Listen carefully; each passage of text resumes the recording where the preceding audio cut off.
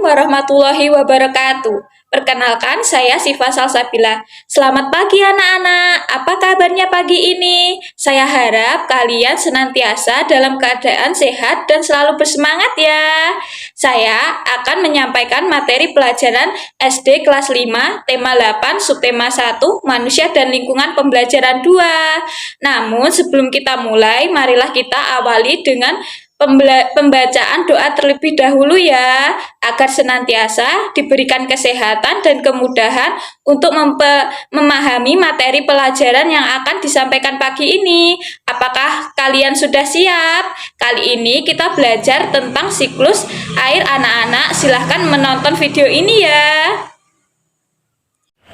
Manusia selalu membutuhkan air dalam kehidupan sehari-hari. Kegunaan air antara lain untuk keperluan rumah tangga, pertanian, industri, dan untuk pembangkit listrik.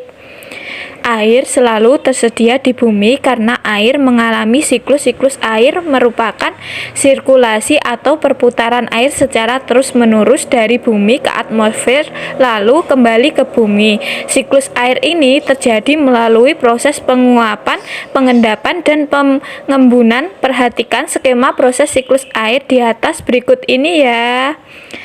Air di laut, sungai, dan danau menguap akibat panas dari sinar matahari. Proses penguapan ini disebut evaporasi.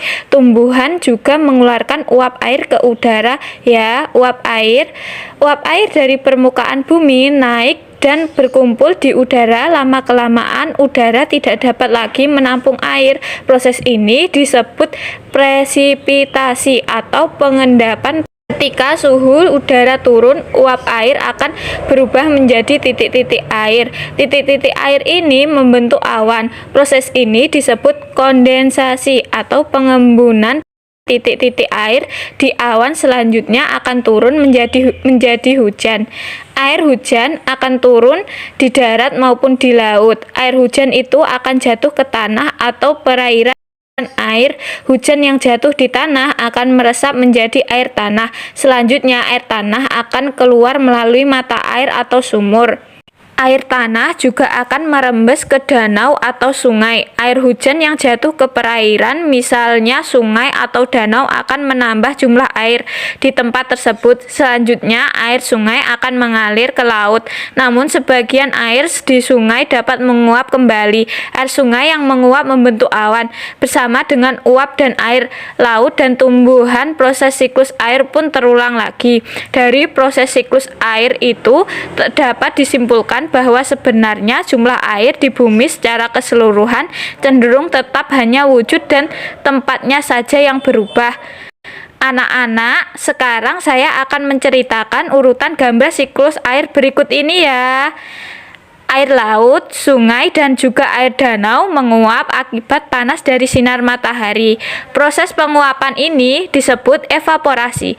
Anak-anak, kemudian uap air dari permukaan bumi tadi naik dan berkumpul di udara. Lama-kelamaan, udara tidak dapat lagi menampung air ini. Proses ini disebut presipitasi atau pengendapan. Ketika suhu udara turun, uap air akan berubah menjadi titik-titik air.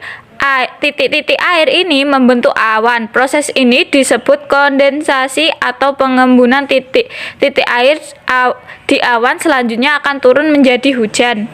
Air hujan akan turun di darat maupun di laut. Air hujan itu akan jatuh ke tanah atau perairan air.